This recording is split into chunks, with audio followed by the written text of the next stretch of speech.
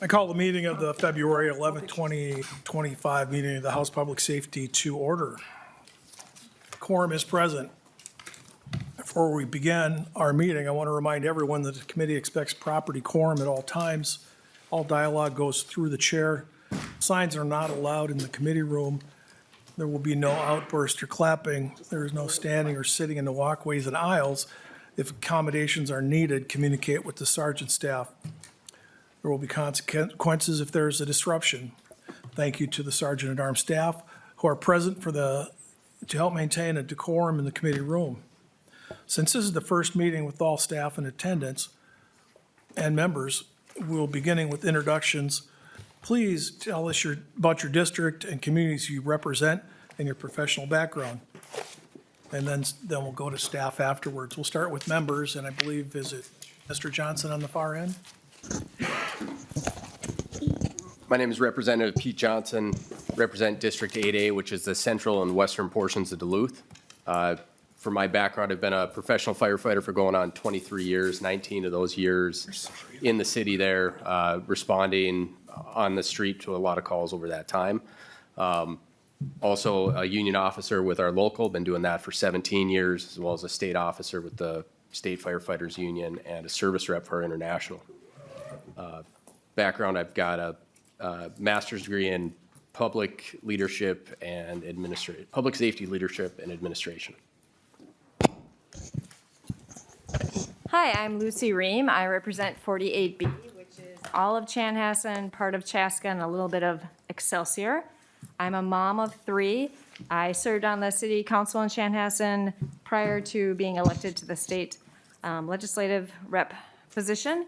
I also taught overseas for a number of years. I taught English as a foreign language, and I'm happy to be here.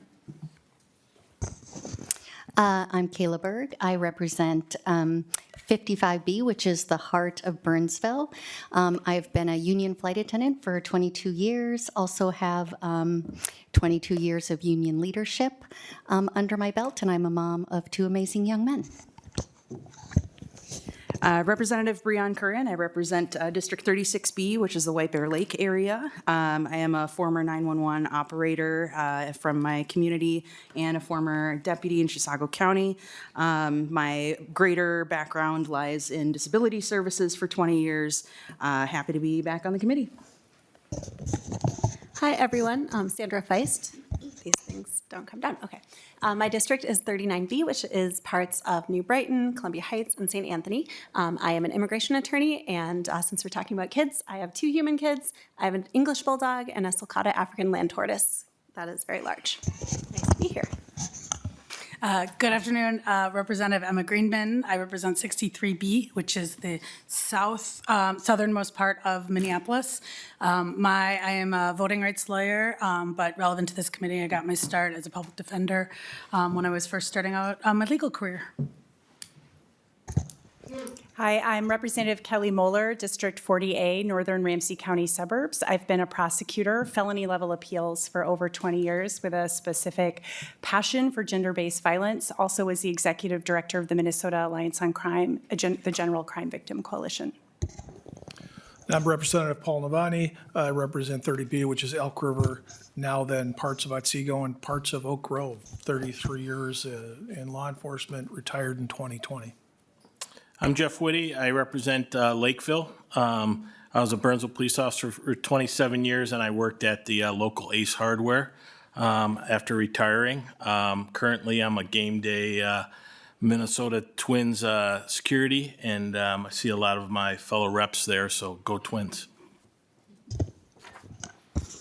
Representative Matt Bliss, District 2B, north central Minnesota, basically Leech Lake Reservation, White Earth Reservation.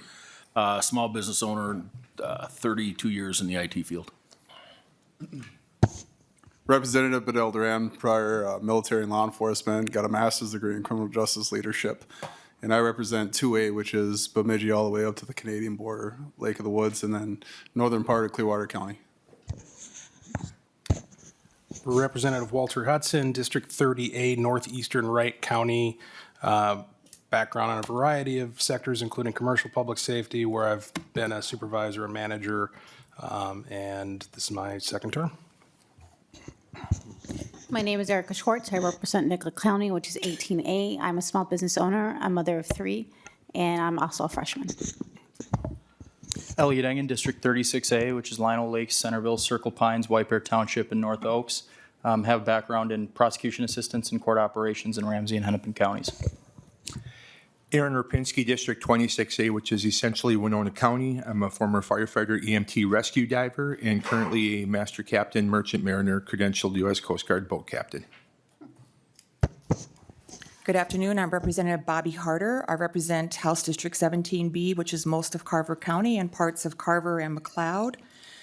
As far as my background, I served 2 terms as a county commissioner, and when I'm not here serving as a state representative, I am agriculture, crop farmer. Thank you, and I enjoy being here. Thank you. I'm Terry Steer, District 22B, which is Lesueur County, a little bit of Scott County, including Belle Plaine, Blue Earth County, and Rice County. I have 23 years law enforcement experience. Chair Novotny, members, good afternoon. Dave Pinto, representing the southwest part of St. Paul. I work outside the legislature as a felony level prosecutor with the Ramsey County Attorney's Office. And like Representative Moeller, I have a background particularly in gender-based violence, starting off at domestic assault cases and then handling sexual exploitation, sex trafficking cases. And I now charge a wide variety of those cases. I'm glad to be here. Thank you. Hello, everybody. Brad Tabke, 54A Shakopee. Looking forward to a great committee. Thanks, everybody. Hi, I'm Athena Hollins. I represent District 66B, which is the northern neighborhoods of St. Paul. I've been a lawyer for 14 years, and I'm also a mom and just like a cool person, so thanks. Thank you, members, and now we'll go on to staff. We've got both partisan and nonpartisan staff. JR? My name's J.R. Swanson. I've been with the House for about 5 years, and I'm a research consultant with the Republican caucus. Zach Meinertz, DFL Research. Ellen McDaniel, Committee Administrator for the DFL caucus. Ben Johnson, House Research Analyst. Mary McNamara, Committee Legislative Assistant. John Hultquist, Committee Administrator for the House Republican Caucus for both the Public Safety Committee and the Veterans Committee. I've been with the House since 2011. Mr. Chair, Jeff Diebel with House Research. John Walls, House Fiscal Staff. All right, members, there is a roster of members and staff in your packet. Committee rules are also in your packet. The rules were emailed to all House members and staff last Friday, and I should just say that these staff rules or the committee rules were the same rules that Chair Mueller had last year in session. The only thing that I believe would change was the submission times for amendments. Mr. Chair, thanks. And it's my understanding that if we return to a tie situation again, that we had worked on some rules in the interim that just would reflect co-chairing. Yes, That ma'am. Thank you. All right, the first and only bill on the agenda today is House File 7. This is my bill, and I'm hoping we can get through the bill within the regular committee time, but if we don't, we do have this room reserved until 6:30 tonight. Vice Chair Whitty, would you please assume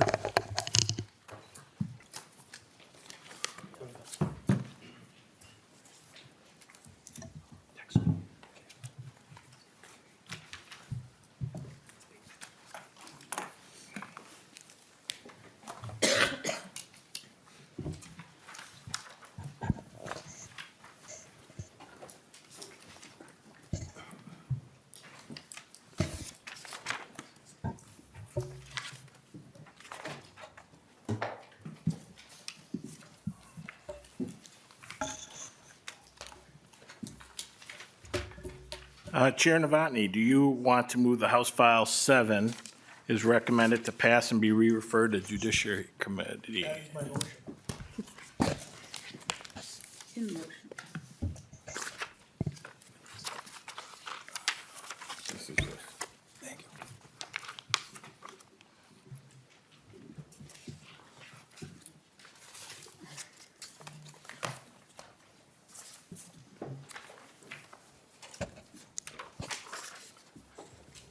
Chair Novotny, please begin your testimony.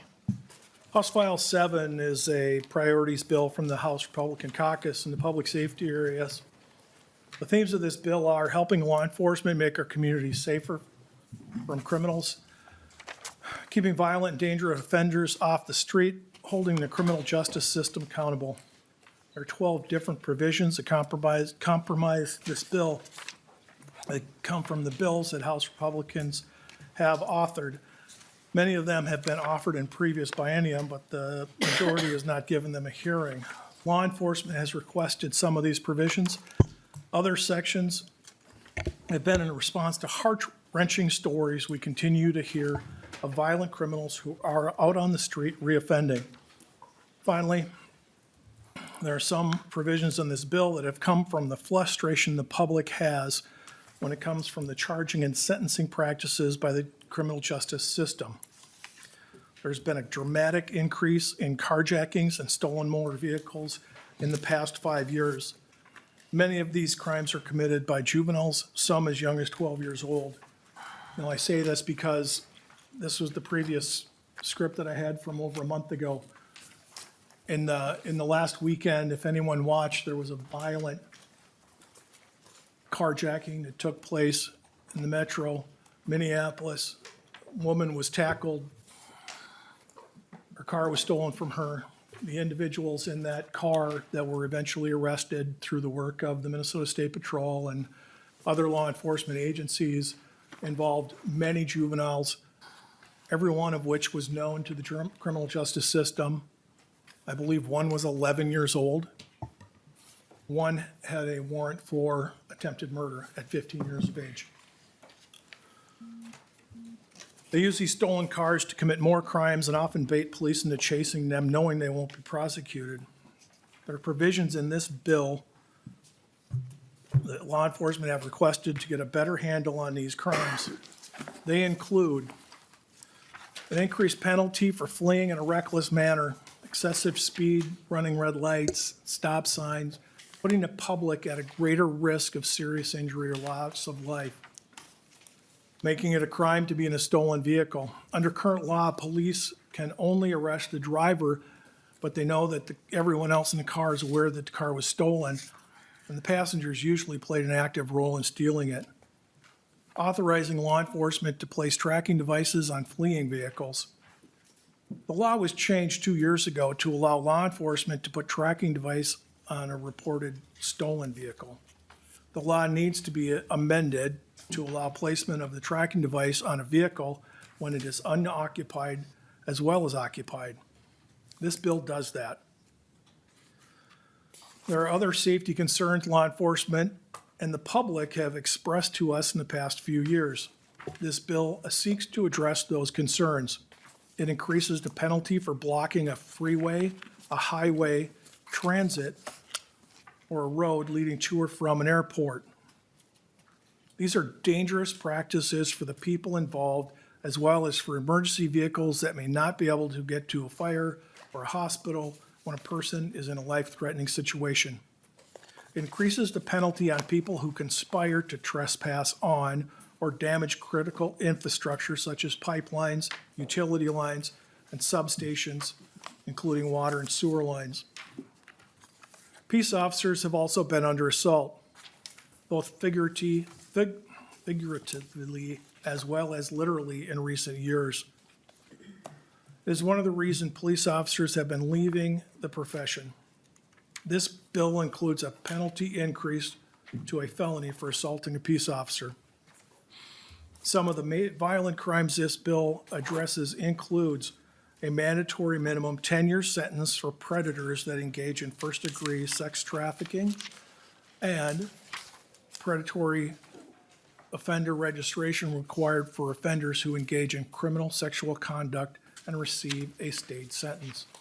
The bill also corrects a 2024 Minnesota Supreme Court decision that requires a person to retreat if they have the ability to do so rather than using force to aid another person in resisting an individual. The provision authorizes someone to use force to aid another person and imposes no duty to retreat. In his dissent, Justice Paul Thiessen, a former Speaker of the House, wrote, Until now, the collective wisdom of judges nationwide over hundreds of years has never imposed a duty to retreat before making threats to deter an aggressor. Finally, this bill brings sunlight to the practice of our criminal justice partners, many of whom work hard every day to keep our community safe, but some of whom have a revolving door that spins criminals back out onto the street. This bill requires that there is greater public disclosure of who pays bills, the bail of someone out on, to bail someone out of jail, a publicly searchable database for county attorney dismissals, a publicly searchable database for criminal sentencing reductions, and legislative approval for sentencing changes promulgated by the governor-appointed, unselected Sentencing Guidelines Commission. The provisions of this bill are not the only solutions the House Republicans have, but they present a cross-section of bills that will make our community safer.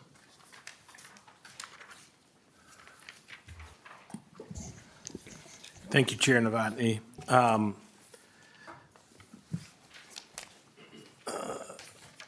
I believe you have a few testifiers that you want to come testify. I do, and the first testifier will be Chief Deputy Under Sheriff Mike Martin of the Ramsey County Sheriff's Office. Mr. Martin is, I would describe as the subject matter expert when it comes to gang crime. I don't know of anyone else that can, he is a walking encyclopedia of juvenile crime adventures or activities. He's worked extensively in his previous life in the Minneapolis Police Department before coming to Ramsey County. And he is out working the street several times a week when he's not doing undersheriff duties. With that, I give you Under Sheriff Mike Martin. Thank you. And just a quick note, we'll have all testifiers speak before we take any questions from our committee members. And then when you do come up to testify, can you please state your name for the record, begin your testimony. Thank you. Thank you, Chair Whitty and members of the committee. I'm Mike Martin. I'm an undersheriff with the Ramsey County Sheriff's Office. I oversee the Apprehension and Regional Services Bureau, which includes the carjacking and auto theft unit and our violent crime enforcement team, our intel team, and our gun unit, which is a non-fatal shooting unit. Fatal shootings are handled separately, but shots fired and shootings where the victim doesn't die. I've been a police officer for, well, 35 years total, with a slight recess in the middle when I retired and then came back. I really want to talk about the fleeing provisions in the statute, in this bill. Our number one priority is always public safety. We want to keep the community safe, and we want to do that by hopefully avoiding pursuits. Pursuits have some inherent risk, and if we can avoid those, we prefer to. Obviously, we want to recover stolen vehicles as well for the victims and prevent further crimes. As Representative Novotny said, oftentimes these vehicles are used to do robberies and to commit robberies, assaults, and other crimes, thefts. Just this morning, Minneapolis had a series of thefts and robberies related to a stolen vehicle with juveniles in it. We assisted them with some information about that case. In 2022, you gave us the ability to put GPS trackers on fleeing stolen vehicles, which was a tremendous tool for us. That and some other things that we've done have helped us to achieve a dramatic decrease in Ramsey County of carjackings and auto thefts. 74%, I believe, was the last number I heard. And also credit to the county attorney's office for assisting us in those cases. However, one of the things that we've learned is oftentimes the people who steal the vehicles will get out of the vehicle temporarily, especially if they think the police are following them, go into a building or a business or a residence, and then come back out. And the provision in this bill that would allow us to place a GPS tracker on those unoccupied vehicles would allow us to sit back, wait for them to return to the vehicle, and apprehend the offenders, which is the best way we can to prevent further crime. The case that Representative Novotny mentioned from Friday night where the juveniles fled and were apprehended, the State Patrol helicopter was up, tremendous asset for us. Watched the car. When the individuals got out, they fled from the vehicle and they went into a garage about a half a block away. Here's an interesting side note to that. Once they got all the kids in custody and went back, the vehicle was gone. Had someone been able to place a tracker on the vehicle, they would have been able to find it pretty quickly, avoid a pursuit. If we know there's a tracker on the vehicle, we can hang back and just like when the helicopter's up, and go to the area and wait till a safe time to take the suspects into custody. So those were the provisions in the bill that I wanted to address. Thank you. Thank you. Next up is Shane Myery, and on deck is Sheriff Brian Welk.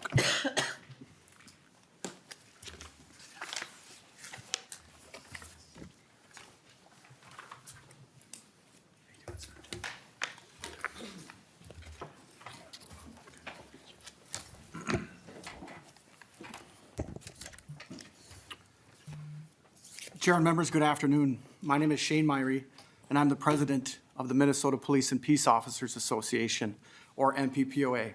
Thank you for the opportunity to testify here on House File 7. At MPPOA, we represent the rank and file peace officer and public safety professionals across the state of Minnesota, and there are several provisions in House File 7 that are supported by our members.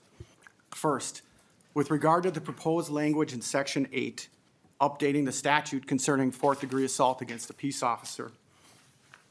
According to the VCA's posted Law Enforcement Officers Killed and Assaulted, or LEOCA data, from 2021 to 2024, there are over 3,000 assaults, and over 1,400 of those were aggravated assaults.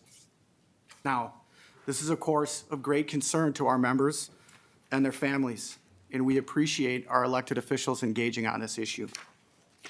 In looking at how the bill is drafted, I would also consider an option of adding an aggravated sentence if an individual has a prior felony conviction of fourth-degree assault on a peace officer involving demonstrable bodily harm or the intentional throwing or transferring of bodily fluids onto the officer. In addition to all assaults on peace officers, I know our public safety officers in the corrections field are also dealing with being assaulted in the line of duty. So I would also consider the option of looking at fourth-degree assault against a corrections officer statute with the same aggregating language if there's a prior felony conviction for a previous fourth-degree assault against a corrections officer. Next, there are several provisions in the bill, sections 10, 11, 16, and 17, that we support because they take a comprehensive approach, including both criminal procedure modifications and Minnesota Criminal Code modifications for dealing with fleeing police in a motor vehicle. As was said by the undersheriff, fleeing suspects have created a public safety crisis on our roadways. They create dangerous and sometimes deadly consequences for the drivers, innocent victims, and law enforcement. When we talk about fleeing police in a motor vehicle, here are examples of 5 different scenarios that our members encounter on the street. First, a traffic stop where the vehicle occupant originally stops and then decides to flee from a stopped position. That could be the result of the warrant status of the driver or an occupant of the vehicle, or it could be if there's something in the vehicle that the driver or the occupants are worrying that the police officer might be gaining access to.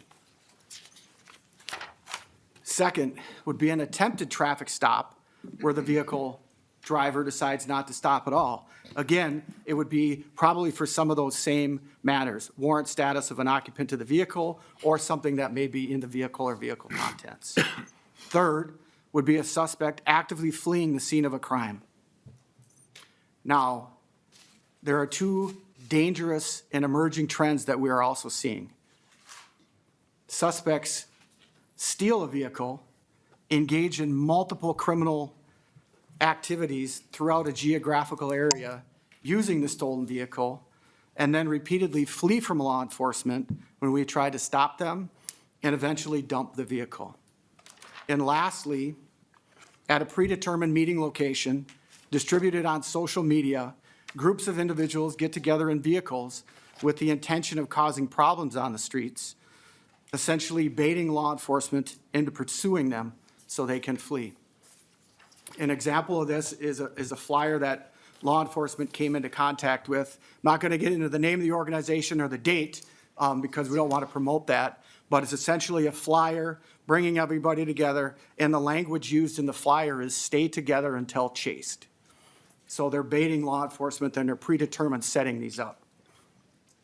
So with regard to the proposed language at Section 10, the current fleeing a police officer in a motor vehicle statute has a 3-year cap for the simple flee. And then after that, it's the tiered approach. If there's death, great bodily harm, or substantial bodily harm, there's subsequent years for sentencing based on those factors. So there's a gap between the two extremes. And our membership believes that adding language to cover actions that go beyond simple flee but don't result in death, GBH, or SBH is a good public policy decision for this committee. This would address fleeing situations where the fleeing vehicle leaves the roadway, drives on sidewalks, drives through city parks, or ends up driving the wrong way on a roadway into or against oncoming traffic. With regard to the proposed language at Section 11, creating a new criminal provision for illegal presence in a stolen motor vehicle, our members are currently dealing with stolen vehicles in joyriding, as was previously testified. Oftentimes, these vehicles are occupied by more than one individual. This language creates a progressive standard as it starts with misdemeanor and then a subsequent conviction is a gross misdemeanor. So hopefully with regard to juveniles or others that are involved in these auto thefts, after that misdemeanor conviction, they'll understand that it's a crime just to be in that stolen vehicle as well. With regard to the language in Section 16 and 17, removing the requirement that a reported stolen vehicle be occupied prior to law enforcement being able to apply that tracking device on the stolen vehicle, and creating an exception under 626A for an actively fleeing motor vehicle. Our members support these provisions for 3 reasons: safety, safety, and safety. If law enforcement is able to apply that mobile tracking device on a stolen vehicle while it's unoccupied, or if we're able to apply it on an actively fleeing motor vehicle, it creates time and space between law enforcement and the stolen fleeing vehicle. So an arrest operation can be planned, developed, and implemented at a time, place, and manner that's dictated by law enforcement personnel. Mr. Chair and members, thank you for the time this afternoon. Thank you. Next up is Sheriff Brian Welk. On deck is Jeff Potts.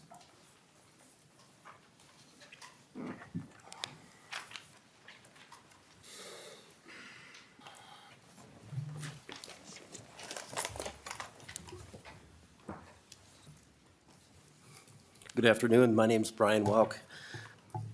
Chair, committee members, thank you for allowing me to testify today. I'm serving as the current sheriff of Cass County up in northern Minnesota.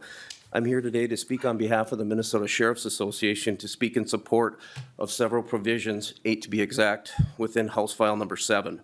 These provisions will enhance public safety, hold offenders accountable, and provide law enforcement with necessary tools to combat crime in our communities. The last testifiers you had were from the metro area, and we have unique situations up in rural Minnesota where we don't have air support. We often find stolen vehicles off in the road burnt, and people don't have the money to buy insurance, and now they're left without a vehicle. So the first point is increased penalty for fleeing police in a reckless manner. Fleeing a police officer is becoming more and more common and more dangerous.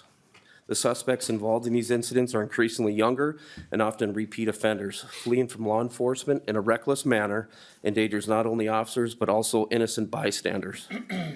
The rise in high-speed pursuits has led to severe injuries and fatalities, creating an urgent need for stronger deterrence.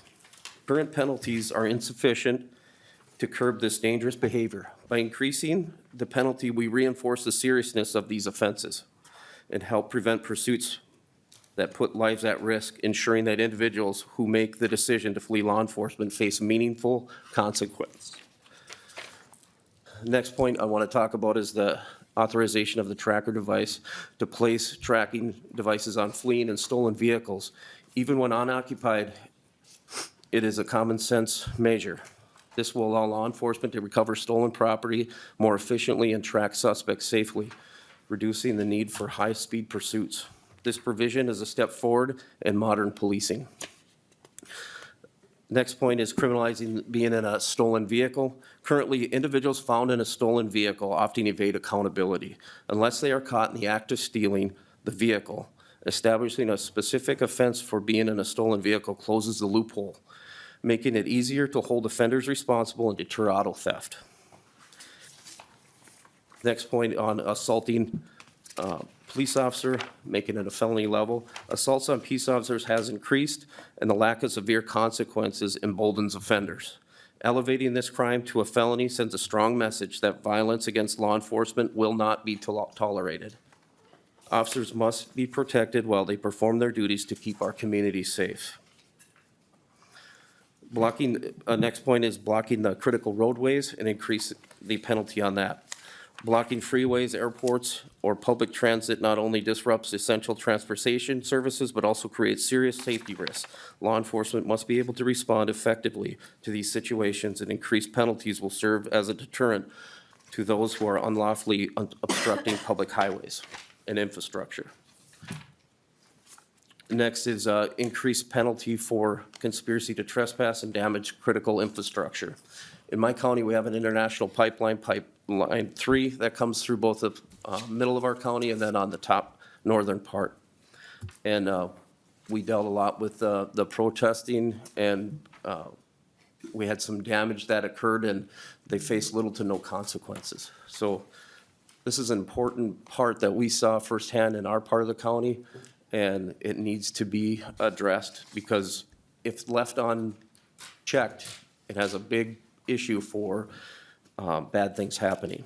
Critical infrastructures, including power stations, water facilities, transportation hubs, are vital to public safety and economic stability.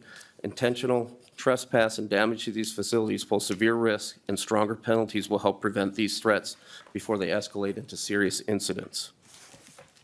The next point I want to bring up is the mandatory minimum sentence on first-degree sex trafficking. This also is something we're seeing an increase in all over the state and nationwide. Sex trafficking is a heinous crime that preys on the vulnerable. Establishing a mandatory minimum for first-degree sex trafficking ensures that traffickers face significant consequences. This measure will help dismantle trafficking networks and provide justice for victims.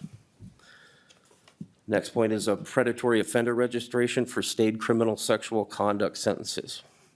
Individuals convicted of criminal sexual conduct should be required to register as a predatory offender, even if they receive a stayed sentence. This provision ensures that law enforcement and communities are aware of offenders who pose a risk, enhancing public safety and preventing future victimization. When we have a heinous event like something this occur, them are the first databases that we are looking for people who have like offenses, and this would be helpful for something like this.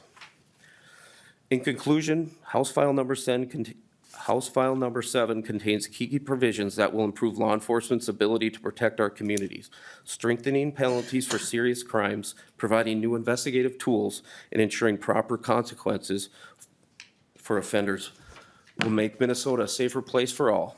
On behalf of the Minnesota Sheriff's Department, or Sheriff's Association, I urge your support for these measures. Thank you for your time today, Chair and committee members. Thank you. Next up is Jeff Potts. On deck is David Zimmer. Good afternoon, Mr. Chair and committee. My name is Jeff Potts, Executive Director for the Minnesota Chiefs of Police Association, and I'm here today speaking on behalf of the roughly 300 police chiefs in Minnesota, representing agencies small, medium, large, in the metropolitan area as well as those in rural areas.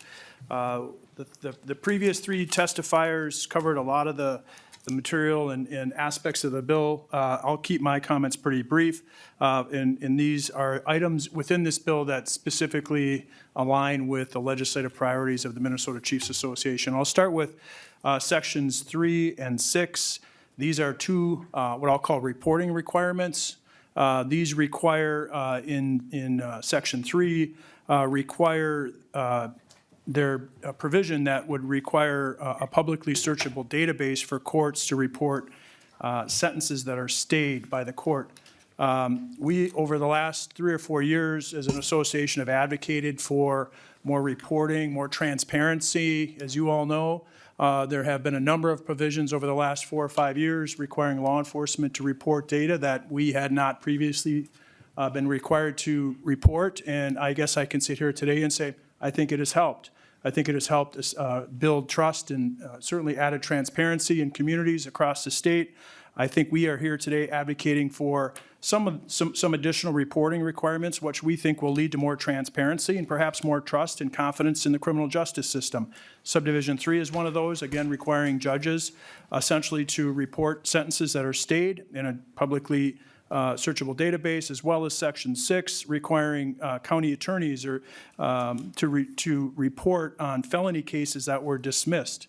We're not judging them or trying to take away any prosecutorial discretion. However, we do think that having that data available so that members of the law enforcement community and members of the community can see kind of what that looks like and draw their own conclusions. Moving on, section 8 addresses the assaults on police officers. This is a real, alarming area and an area of concern for law enforcement. 2019, there were 461 assaults on police officers in Minnesota. The last year that we have data from the BCA, which is 2023, there are 1,206. It's about a 61% increase. And so we do agree that this provision is needed. That's a 61% increase and really specifically dealing with physical assaults on police officers. Moving on to two provisions that address fleeing.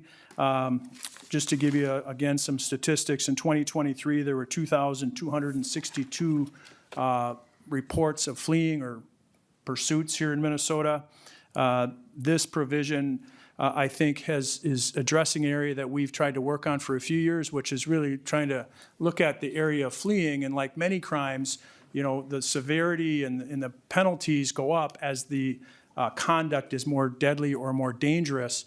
And this does kind of carve out a new kind of category of pursuit. I think it was referred to earlier by one of the testifiers that the first offense is a felony. I think it was referred to as simple fleeing, and then the next one involves great bodily harm or death. This one's in the middle, which really is an area where the violators are running red lights, disobeying stop signs, and probably the most dangerous aspect of a pursuit is when they swerve into oncoming traffic. So when they do things like that, those pursuits are incredibly dangerous, and oftentimes agencies are disengaging in those, but nonetheless, the conduct is far more dangerous than the first level or element of fleeing. And so we agree with that provision that carves that out and creates a stiffer penalty. But probably equally, if not more importantly, we agree with Section 12, the ability to deploy mobile tracking devices when vehicles flee. And the reason why I think this is needed and very important is as agencies continue to kind of assess the risk and reward of whether or not they continue engage in that pursuit or not, the ability to use technology like this type of a device would really allow them to kind of back off. And when the police officers back off, it's pretty common that the speed of that pursuit almost instantly decreases. By being able to use this type of technology, they can still follow or track where the vehicle goes, and hopefully recover the vehicle and those responsible for either stealing it or at least driving it when it was fleeing. But currently, this piece of technology, as it's been determined in some counties, is not permissible. We think this is really a clarification to the statute that was passed a few years ago, and so that part is very important to us. We support many elements of the bill. I want to thank the author, Representative Novotny, for taking the time to meet with us over the last year or so to really try to work on a bill that will help public safety. And again, I want to thank the committee for allowing me to testify here today. Thank you. Thank you. Up next is David Zimmer. On deck is Nate Reitz.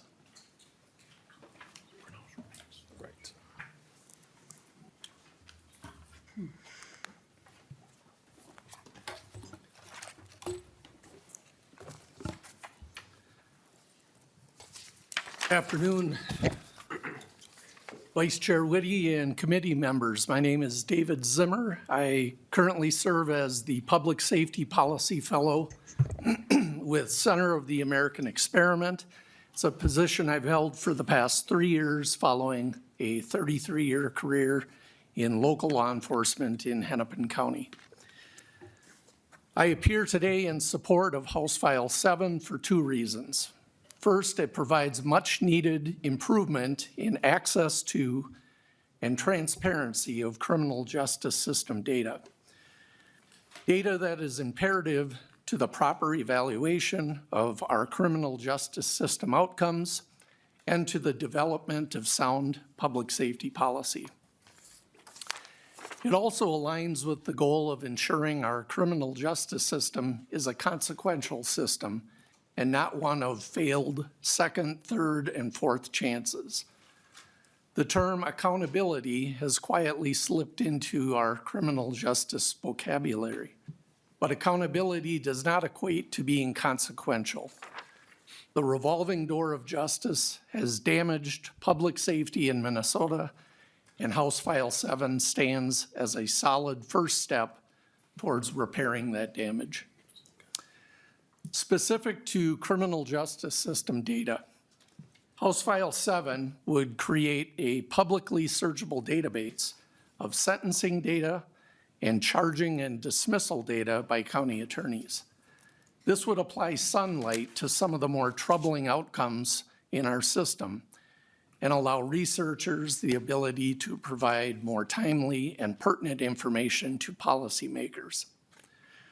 Public access to this data would focus more timely attention on some of the more egregious failures in our system. Failures such as the 42% downward departure rate our judges are currently applying to sentences calling for a prison commitment. The 71% of cases charged involving the use of a firearm that don't end up with the mandatory minimum sentences as directed by statute. The unknown percentage of charges dropped or mandatory minimum sentences avoided, which are currently unavailable in a publicly accessible format.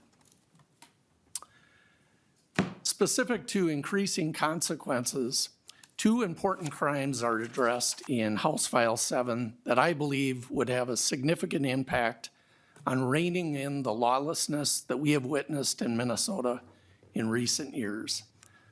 Assaults on police officers and fleeing police in a motor vehicle. Per our Bureau of Criminal Apprehension, over the past 4 years, there have been nearly 5,000 assaults on our peace officers in Minnesota, resulting in 2,106 injuries. 1,436 of these assaults were considered aggravated assaults. 240 of these assaults involved a firearm used against our police officers. 40 of these assaults were considered ambushes, and 5 tragically involved the murders of our peace officers and 1 tactical medic. Comparing officer assault data from 2017 to the present reveals a staggering 190% increase in assaults on our police officers, a 475% increase in assaults using a firearm, a 164% increase in injuries to officers. And while it seems strange that this is the lowest, it's still a 100% increase in ambush assaults on officers. Of course, these increases include the tragic ambush murders of 5 Minnesota first responders in the past 2 years. Expanding that search regionally to include just the eastern borders of North and South Dakota, the northern border of Iowa, and the western border of Wisconsin, I found that in just 18 months between January 23 and June 2024, no fewer than 27 law enforcement officers in our region and 1 tactical medic were injured by gunfire directed at them. 9 of those officers and 1 tactical medic were killed in those shootings. This is unprecedented, and the tragic loss of those officers has been devastating to their loved ones, their agencies, and the communities they served. Transitioning to the proposed amendment addressing fleeing police in a motor vehicle. I'd start by noting that we are at a disadvantage of knowing the true number of fleeing incidents, as we track only those fleeing incidents where law enforcement engages in a pursuit. I'd submit those numbers do not reflect the true magnitude of the growing number of fleeing incidents that endanger us all. Using pursuit data, again from our Bureau of Criminal Apprehension, it's clear that the current consequences facing offenders serve as a poor deterrent. In the past 4 years, Minnesota law enforcement has had to initiate 11,596 pursuits. That's nearly 8 per day across the state.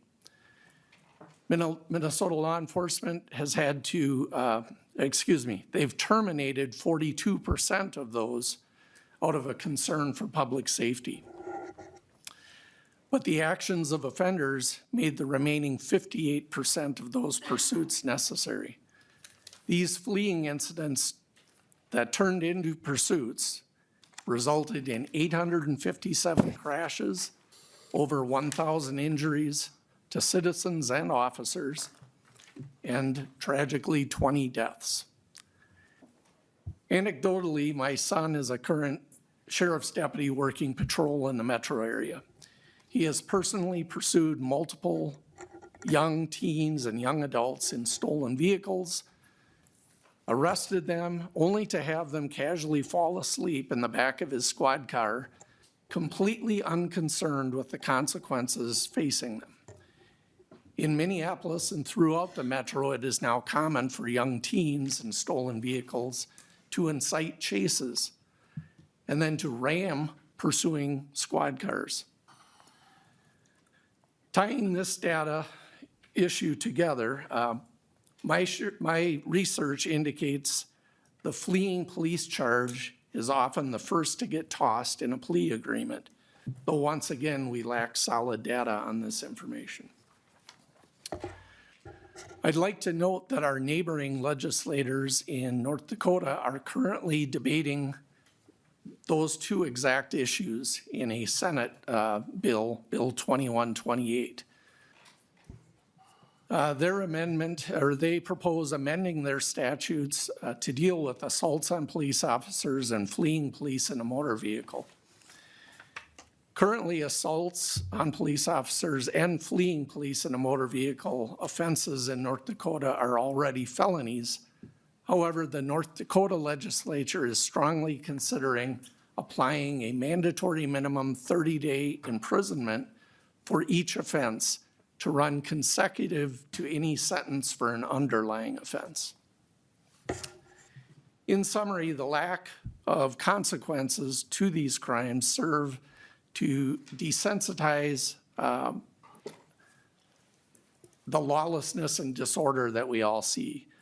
Efforts such as House File 7, which attempt to strengthen consequences, are much needed and have my full-throated support. Thank you. Thank you. Up next is Nate Wrights, and up on deck is Addie Best.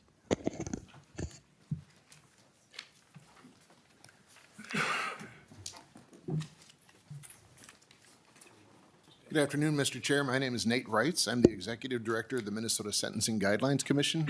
So the 13 members of the Minnesota Sentencing Guidelines Commission whom I work for, it is true they are not elected to the Sentencing Guidelines Commission, but 4 of them happen to be elected officials in their own right. Sometimes that's 5, depending on whether our peace officer member is an elected sheriff. It is also true that most of the members, 10 of the members, are either directly or indirectly appointed by the governor, but 3 of the members are appointed by the judicial branch. I'm interested in testifying today on Section 4 of House File 7, which has to do with how the sentencing guidelines are changed. When the Minnesota legislature created the first Sentencing Guidelines Commission in the nation in 1978, it made the commission's policy initiatives, including the promulgation of those very first sentencing guidelines, subject to legislative override.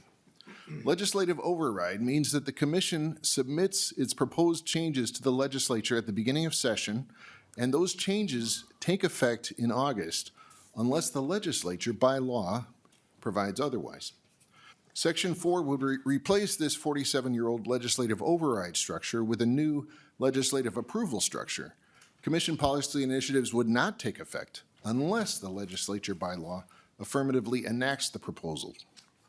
The Minnesota Sentencing Guidelines Commission, my commission, has not taken a position on Section 4, so I'm not here today to testify for or against it. I'm simply here to illustrate at least one advantage that the current legislative override structure has over the proposed legislative approval structure by telling a story that some of you are part of and will remember vividly, and some this will be new to you. And the story is the Drug Sentencing Reform Act of 2016. Between 1989 and 1998, through a series of legislative and guidelines changes, the severity of Minnesota's criminal drug penalties grew significantly. By the 2000s and into the 2010s, consensus had emerged that Minnesota's drug sentencing structure had problems, and the legislature directed various studies and a working group, but no consensus developed around a particular solution to this problem that everyone recognized. So the years went by without the needed drug sentencing reform. Finally, in 2015, my commission, the Minnesota Sentencing Guidelines Commission, developed a proposed set of sentencing guidelines changes related to drug sentencing and submitted this proposal to the legislature in January 2016. Although the legislature did not entirely agree with the commission's proposal, and the commission doesn't have access to as many levers as the legislature does, the proposal forced legislators and criminal justice stakeholders, some of whom are in this room, to meet and finally find consensus solutions to the well-known problems within Minnesota's drug sentencing structure. Consensus that, as I say, had eluded policymakers since nearly the turn of the century. The result was the Drug Sentencing Reform Act of 2016, a broadly bipartisan, well-received law that squarely addressed these long-standing issues in drug sentencing. My point here is this. It is highly doubtful that the Drug Sentencing Reform Act would have been enacted in 2016 without the Commission's imperfect drug sentencing proposal in January of that year. More likely, 2016 would have been just another year of admiring the problem. Legislatures and stakeholders were forced to come to consensus in 2016 because without legislative action, the Commission's imperfect and limited solution would have taken effect under the legislative override structure. Mr. Chair, it is true that the legislative override structure is a significant delegation of legislative power to the Minnesota Sentencing Guidelines Commission, but that delegation is not without limits. The legislature has the entire session to pass legislation to block misguided policy proposals. And as we saw in 2016, sometimes it takes the legislative override structure to break up a longstanding policy stalemate. Thank you. Thank you. Up next is Addie Best. On deck is Amy Brawler.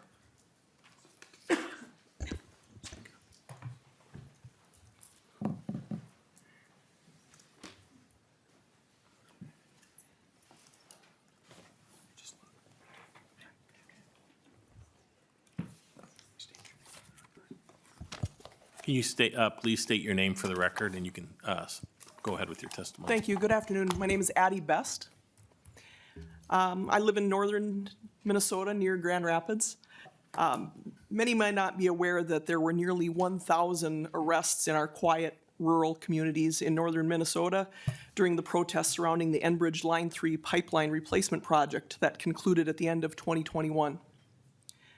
The individuals involved in these arrests came mostly from out of state, often coming with the intention of disrupting and damaging our local infrastructure. This was not a random act, it was organized. These out-of-state participants were supported by a network of organizers who had a clear plan in mind. Some of these organizers even stood on Minnesota Capitol grounds and publicly encouraged others to come to Minnesota to make their viewpoint heard in a very forceful manner. Overnight, domestic terrorists began to flock to Minnesota in early 2017 and beyond, often trying to outdo the last illegal direct action to achieve greater social media reach. Quiet northern Minnesota communities reeled back from these extremists and relied on their law enforcement to remove the problem from our communities. Our law enforcement are community members in northern Minnesota. But some of these same protest organizers had previously been involved in events like the 2016 and 17 Standing Rock protests in North Dakota, where they refined their tactics and they were open about wanting to bring the same level of disruption to Minnesota. For some, these actions may have been driven by financial motives, as these kinds of protests can lead to significant fundraising and media attention. The tactics used were not only disrespectful and disruptive, but also dangerous. I watched live streams where individuals threw harmful objects, including human waste, at our law enforcement.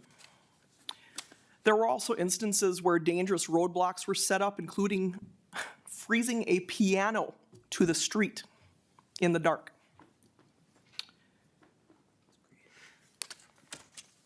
They would always make sure to have a sacrificial, arrestable protester shackled to the objects, often dangerously placing their arm inside a sleeping dragon pipe to make removal more complex. There was little regard for the safety of their volunteers, many suffering in mental crisis, and the organizers would swiftly have their new recruits using their bodies to block a public street. They might be suspended over a street on a 20-foot tripod, a 40-foot bipod, shackled to an overturned vehicle, facing suffocation deep within a pipe, or quickly chained to a turning semi-truck, all while risking exposure to the elements. These elaborate setups were completed under the cover of night, further increasing the chances of a vehicle failing to identify them and stop in time. These direct actions and other monkey-wrenching sabotage put our communities and first responders in grave danger, all in the name of stopping a technology update to refresh an existing pipeline. Some protesters used harsh and hateful language, calling local residents, workers, and law enforcement derogatory names. The rhetoric became increasingly hostile, and it was clear that the intent was to create chaos and division. Many of these individuals were not from our community. They had prior aggravating offenses and did not seem to care about the safety and well-being of our neighbors. It's understandable that after a few years of this nonstop hostility towards locals just going about their daily lives, as well as frequent radical disruptions to their peace and safety, many community members are still exhibiting symptoms of PTSD following exposure to these combat-like tactics. In one notable instance, a group of 4 individuals managed to shut off a pipeline near my childhood home.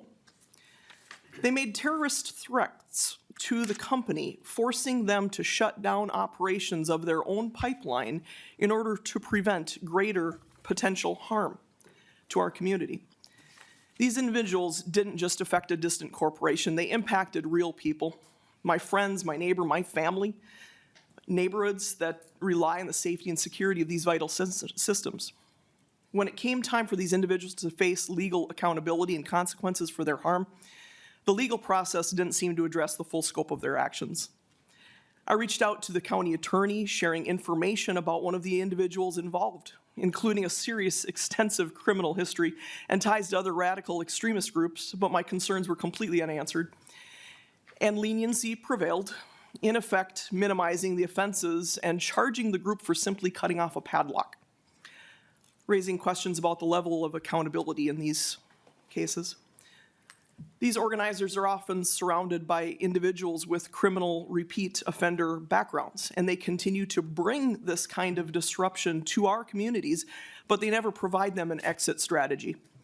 Many individuals in this protest pipeline remain in the state, either facing charges, lacking funds to leave, losing their home due to extended absence, or refusing to return to other states where they face charges from a similar criminal history.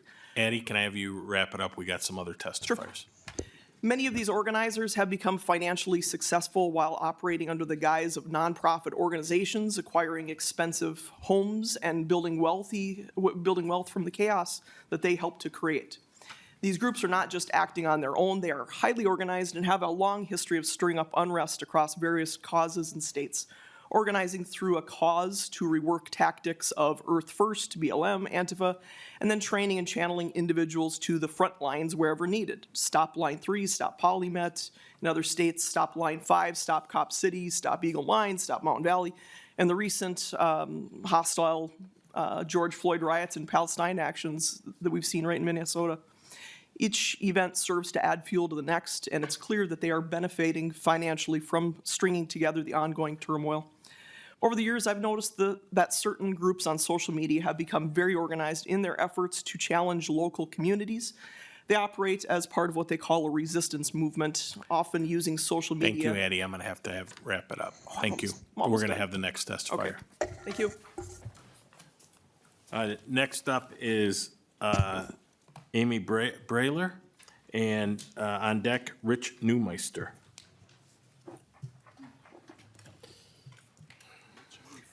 Good afternoon. My name is Amy Brawlier. I'm a constituent of Paul's from Elk River, so that's mainly why I'm here today. I speak to you on stolen Dakota land in so-called Minnesota. I'm here to speak against House File 7, particularly Sections 7 and 12. I'm here today as a European, white, cisgendered female, auntie, elder, retiree from the 4th Judicial District, which is Hennepin County, as well as a former elementary teacher in Columbia Heights. Like many privileged Minnesotans, I enjoy a family cabin up north at the lake, and love for water brought me here today to talking with you. I speak to Sections 7 and 12, critical infrastructure, vicarious liability, and increasing the charge to a felony level for trespass and damaging a pipeline. This bill targets people like me who believe in the rights of nature and who protect water, also known as protest pipelines, pipelines that damage our land, waters, and creatures. On a side note, we continue to uncover and document damage left in northern Minnesota by Enbridge's Line 3 and 93. If you're interested, check out wadukawad.org, a local community scientist group. That means those who help beaver in Anishinaabe, in Ojibwe, and they're documenting the harm that has been left by Enbridge, a Canadian company, I might add.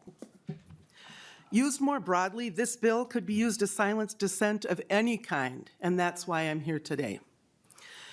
That would be an undermining of democracy, making this truly a felony free speech bill.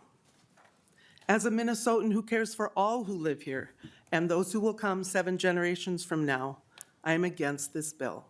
Please do not allow it to pass. Thank you, Amy. Next up is Rich Newmeister, and on deck, Will Cooley. Mr. Chairman, members of the committee, for the record, my name is Rich Newmeister. I am addressing sections 16 and 17.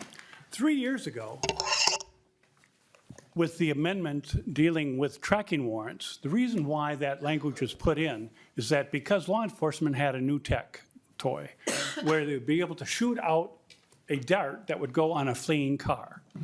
Even though many people felt there was no need to change the language, the reason why is that because in our state law, which I helped write 35 years ago, 626A, 35, 36, and 37, there's a criminal penalty for putting on a tracking device without a warrant. Now, in exigent circumstances, when a police officer does it, they don't get the penalty, but the law enforcement lobbying group still wanted that section in law. Mr. Chairman, as your colleague, Chair Mueller, will be co-chair in the future, will share with you that was a hard fight and there was compromise because one of the dynamics was that they were allowing to where when the dart was not to be used, but if a car was just reported stolen, you could place a tracker on it. So because of abuse and situations and where, from my discussions with many officers, they like to get as much information they can, 24 hours was put in, as you can tell, if you look at that language, and then you can only install it when it's basically with someone in it, particularly with the new technology. But now with this change of law, you will be setting up, I believe, for abuse, unwarranted surveillance, other than just to recover the car and to arrest the people. My testimony is very detailed on that. And so if there are the votes to get rid of that language, which I think is a guardrail, there needs to be robust documentation in the record, affidavits, why they couldn't get a search warrant, why they had to place it. And even there are issues that come into play. What's the difference between if a stolen car, again, is reported and a license plate reader, which is now hooked up, which many law enforcement now have, oh, that car on the driveway is stolen. Is that going to allow a law enforcement officer to put a device on there in dread of night and then follow it for 24 hours? So, Mr. Chairman, members of the committee, I think there are some big issues that need to happen here. And why we're continuing this debate is that because we don't need to, because as exigent circumstances do allow. Now, if you want to place tracking devices on a car that's reported stolen and no one in it, and there's no exigent circumstances, which the change in law will allow, I have some concerns. So, Mr. Chairman, members of the committee, my testimony is very detailed, and also if it goes forward, I think as recommended to pass with no changes, I think in the next stop there needs to be a lot of documentation placed. Thank you, Mr. Chairman, members of the committee, and thank you. Thank you. Next up, Will Cooley.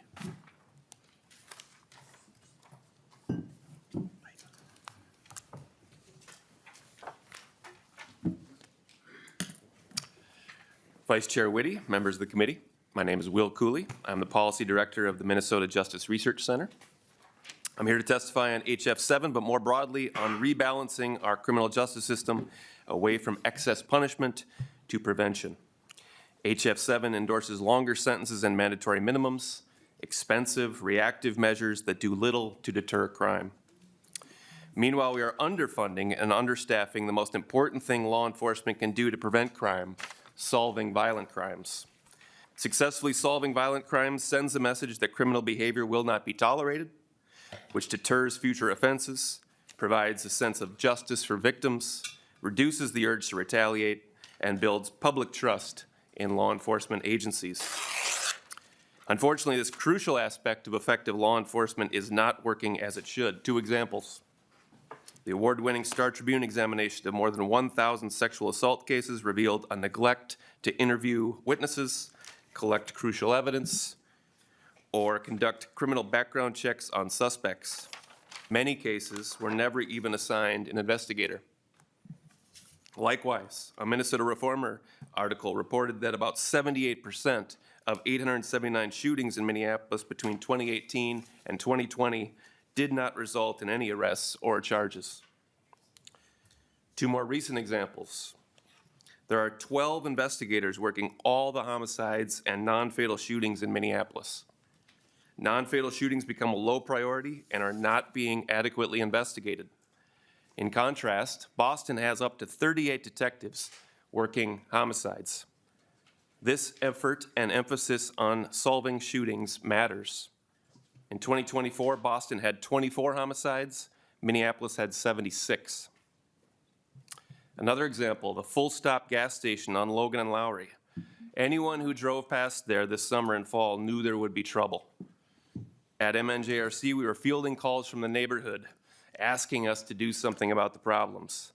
This location needed officers skilled in the proven methods of hotspot and problem-oriented policing, but Minneapolis is badly understaffed. Sure enough, in late November, a 23-year-old man was murdered in broad daylight at that gas station. This committee is split down the middle, which is an excellent opportunity to come together on something on which we all agree. The best way law enforcement can prevent violent crime is to enhance the certainty of being caught. In 2022, only 57% of violent crimes reported to law enforcement were solved. This is also a matter of racial justice, because when violent crimes go unsolved, it disproportionately affects historically disadvantaged communities. The state has a finite amount of resources, and we can redirect those funds away from excessively long sentences and mandatory minimums and towards investing in highly trained investigators and police officers engaged in problem-oriented policing. These officers, with our support, will be key to a safer future for all Minnesotans. Thank you. Thank you. That ends all our testifiers. There are a couple amendments. The first amendment is the A2. Chair Novotny, I believe the A2 is an author's amendment. That is my amendment. Discussion on the A2 amendment. Can you describe it? Oh. I'm sorry. Chair Novotny, can you present the amendment? Thank you, Chair Whitty. The A2 amendment requires that the offenders who receive a stay of adjudication for one of the criminal sexual conduct offenses in this bill and are currently on supervision must register as a predatory offender. The offender's supervision agent must notify them of the requirement to register. If the offender doesn't have a supervision agent, the BCA must notify the offender and the local law enforcement where the offender lives. The offender must register as a predatory offender within 30 days of receiving notice of the requirement. That is the second, the A2 amendment. I will go on to just say that this there is a standalone bill that goes along with this. I did have personal involvement in a couple of cases when I was working where the plea and the work to plead guilty to the crime was a big motivator of them that they don't want to register. And we think that that is a strong motivator of people, and it is also provides a big safety backstop that we need. When someone goes missing, it's important to know who that is. There was one particular case I was involved in involving a missing little girl. There was a large effort, all hands on deck. BCA, FBI was involved, and getting to everyone that lived within the area. Unfortunately, it was a campground where many registered offenders were living already. But there were many that we found out through after-action analysis of people that had previous cases but were allowed and didn't have that registered status because of the stay. So that is my bill, Representative Whitty. Thank you. Now on to discussion on the A2 amendment. Lead Mueller. Thank you, Mr. Chair. And Chair Novotny, have you received a fiscal note for this amendment? No, fiscal note for House File 7 and this amendment have been requested. Lead Mueller. Thank you, Mr. Chair. And have you spoken with any of the probation or corrections agents who would have to do the notification or the BCA if the person doesn't is no longer under court jurisdiction as to what this would entail for them? No? Thank you, Mr. Chair. I'm going to recommend a no vote. We can talk about this bill. I believe it's an individual standalone bill that we're having again, and it sounds like this amendment will be brought again as well. So I have more to say on it, but in the interest of time, I'm just going to recommend a no vote. Thank you. Any other discussion? All in favor, say aye. Aye. All opposed, say nay. No. Motion carries and the A2 amendment is adopted. There's also an amendment coded House File 7A3. Who will be offering the amendment? Mr. Chair, the A3 is my amendment, and I will be withdrawing it. The A3 amendment has been withdrawn. Are there any other questions for the bill author or any other testifiers? Yeah. Lead Mueller. Yeah, and Mr. Chair, before we start, I think a lot of our members are going to have questions about this. And I know you had mentioned we have room until 6:30. I know a number of our members are on another committee that's meeting, I believe, at 5 o'clock. And so, you know, I know the testifiers weren't given a time limit. This is our first opportunity to talk about quite a massive bill that has a lot of provisions in it. We have a lot of questions. We were planning on being on time today, and so just wondering if we don't finish, if we can roll this over till tomorrow. No, we're going to try to continue through today. Okay, Mr. Chair, but I'm not sure what's going to happen when our committee members have to go to another committee at 5 o'clock. And we were not given any notice that this could potentially roll over. Are there any questions for the bill author or any testifiers? Representative Curran, go ahead. Thank you, Chair. Just a few points here. I know we're limited on time with a bill that is comprised of several bills that we'll be going through later, too. You know, if we're talking about criminal consequences as a way of sort of deterring crime, deterring people from doing things that are damaging to other people, I would just point out that perhaps, you know, criminal consequences for people who stole land and put pipelines through it. Maybe we should have had consequences for that. Criminal consequences for the people who bulldoze St. Paul neighborhoods for the convenience of people who live in suburbia. Maybe we could have done something about that. I understand that there's an increase in fleeing police, but I think what we're not talking about is people have increasingly fled police because they're increasingly more afraid. So my question then is, what are we doing to help people be less afraid of police so that they are less inclined to run away? I don't know that, you know, giving people, you know, sort of threats of more jail time is going to work when they're afraid. I don't think that lends to building trust with community. So I would like to see us do something where we work in a space where we're actually doing something about the real fear that people have of police officers that I would hope that you know, we could continue working on. I have a number of concerns with privacy in arrest data, bail data, case dismissals, and I can hold that if we're going to have another hearing on that. But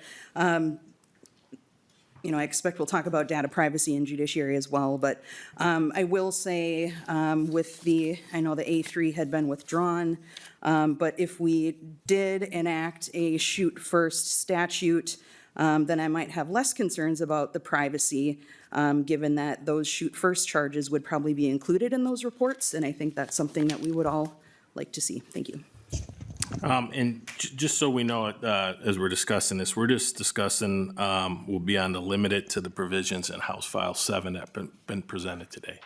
So Representative Pino.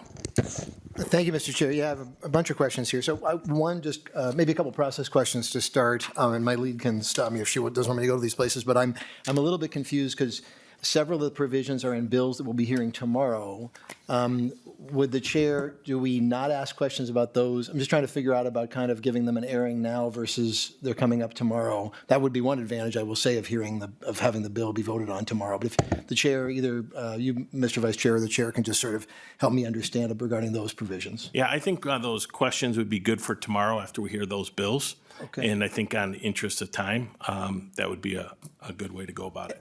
Thank you. So, Mr. Chair, does that mean we'll be voting on provisions that we will not be asking questions about today?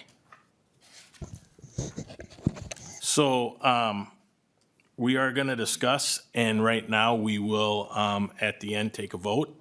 So I would say that if you have some questions that will help you on your vote, you should answer or have them answered today.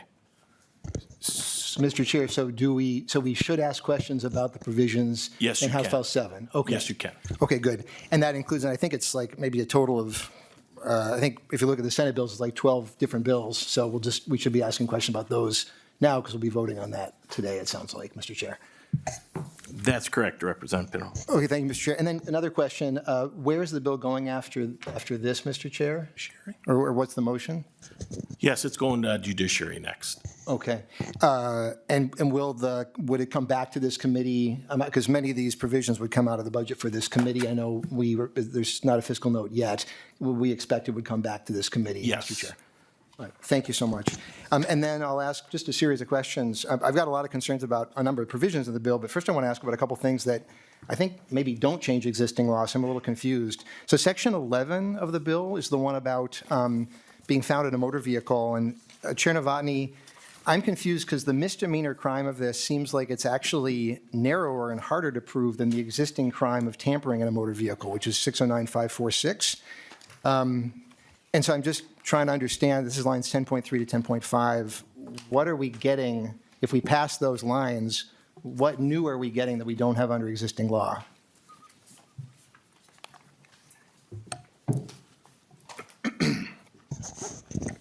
Chair Novotny. Thank you, Chair Whitty. We're looking for the misdemeanor crime of knowingly being in a motor vehicle and the gross misdemeanor enhancement if it was previous conviction. This is another tool in the box for law enforcement. We see repeated cases every day of kids going out and joyriding and piling in. We want to give law enforcement the tools that they have asked for to help make the situation better and to stop crime. Representative. Thank you, Mr. Chair, and thank you, Chair Novotny. I guess so, Chair Novotny, 609-546, current law, 609-546 Clause 2 makes it a misdemeanor crime to, quote, enter into or on a motor vehicle without the owner's permission. I'm not sure what would meet your new crime that wouldn't be satisfied in that. And as a charging attorney, I don't know what additional, and I don't charge misdemeanors, I should say, except for a few cases, mostly felonies. But I'm just trying to understand what is a circumstance that would apply 10.3 to 10.5 that wouldn't apply under current law 609-546 subdivision 2. We will, this is a bill, as I said, was requested by law enforcement, and the language was from law enforcement. If you agree that it should be a misdemeanor or gross misdemeanor to be in a motor vehicle that is stolen, then I would thank you for your support on this bill. Representative Pinto. Thank you, Mr. Chair. So Chair Novotny, I guess my concern is just we want to be really careful about adding additional language if we already have language that applies, because then that's where things, I've heard some concerns expressed about courts. That's where courts can start doing some weird things because they'll have to give effect to this language that is different than the existing language. I don't quite know where all that goes. So to my mind, it's sort of some evidence about how this bill was constructed, and I have some concerns about that. Similarly, the sections 7 and 12, which we heard some testimony about, these are the ones sort of about aiding and abetting certain actions that folks may take. What are the circumstances where these new sections, these paragraph B, where these would apply that our current accomplice liability, this is aiding and abetting concepts around for hundreds of years. What is the circumstances that we are not currently capturing in our current aiding and abetting law that your new provisions would apply to? Chair Novotny. Thank you, Chair. This would apply to the organizers, that we feel we needed better language. And it was, once again, a request from law enforcement to have more applicable laws that we could go after the people that caused this dangerous situation to occur. Now, I'd like to point out that nothing in this law prohibits some of these protests, peaceful protests, if you want to call them that. What we don't want is to encourage people to stand on freeways where the speeds are very high and to block people from having no means of escaping. This is especially true on the freeways, but it's also in transit and surrounding airports where people come and go. So this is a request that we've developed over time, and we've had these requests come forward, and I think that they are enhancements that will make Minnesota safer. Once again, holding people that organize them, these were a response to what we've seen. We had the testimony about what happened during Enbridge. We saw what happened previously in the North Dakota protest, and these are bills that are in response to those situations. Representative Pinto. Thank you, Mr. Chair. And so thank you, Chair Novotny. I guess maybe I'll just end this section with this point that, again, hundreds of years of law that's been developed that basically says that if you aren't the one who does the crime, but you aid or abet that, and there's a lot of law relating to that, you are held just as liable as the person who did the crime. We have existing law about that. What concerns me here is that either this language is, once again, just repeating existing law, or it is blowing up and expanding in, I think, some really dangerous ways, hundreds of years of jurisprudence that, again, holds people accountable when they don't actually do the crime, but they aid the crime. So either of those things seemed really problematic to me in those sections as well.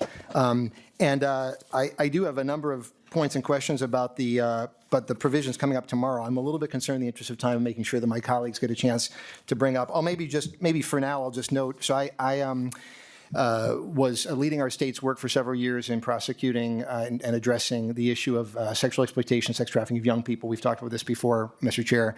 I actually was the person who put together and charged, and then with a colleague, tried the case resulting in the longest sentences for sex trafficking in state history.